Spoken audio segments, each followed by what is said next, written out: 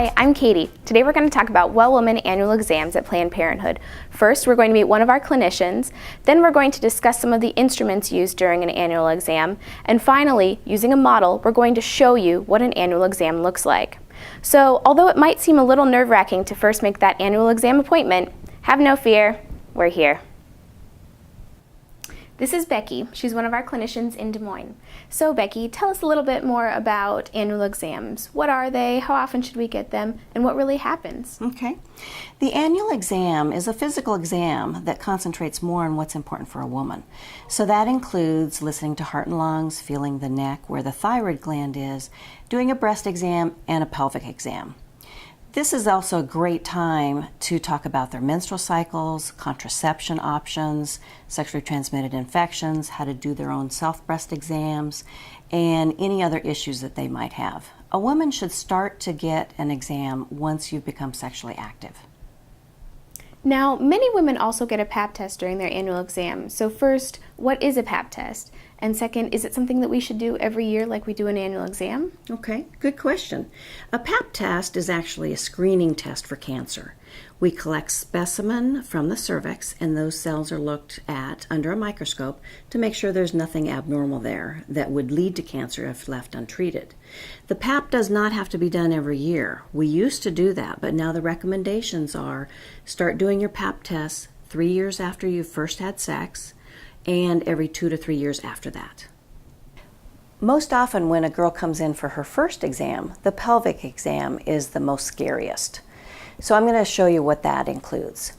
This is a speculum. We use the metal ones most often at Planned Parenthood, but some clinics do use plastic ones that get thrown away.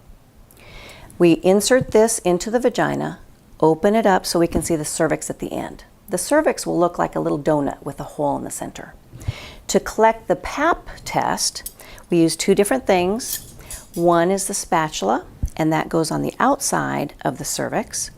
The other one is the brush, and that goes on the inside of the cervix where we can't see.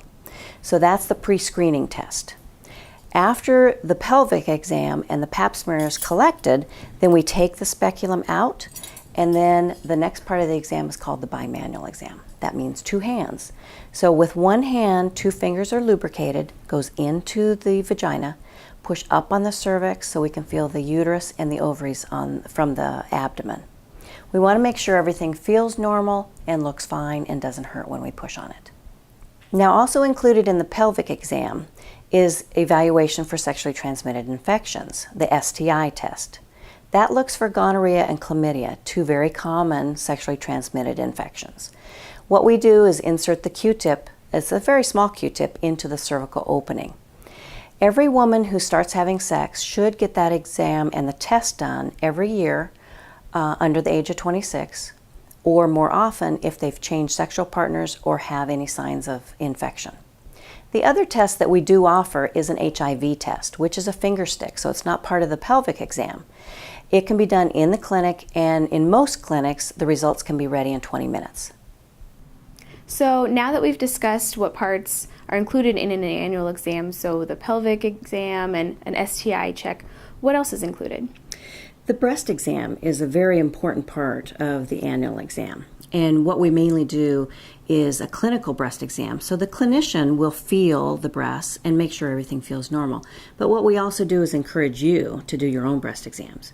What that will be is we like you to do it after a period. That's the best time to do it, when the breasts are not so tender and full or swollen. And in the shower is a good place to do it. And what you'll do is circular motion as you go around all the way, and each time you go around, then you get a little closer to the nipple. So you do that, and then feel under the nipple, and then up under your arm you do have some breast tissue, so you want to check there too. You squeeze on the nipple, make sure there's no discharge.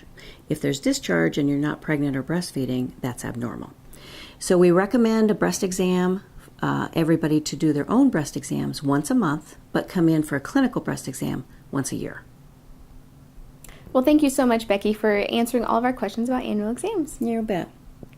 So now you know just how easy it is to have an annual exam and a pap test and a STI check if your clinician recommends it. Thank you so much for trusting us as your healthcare provider, and enjoy your exam.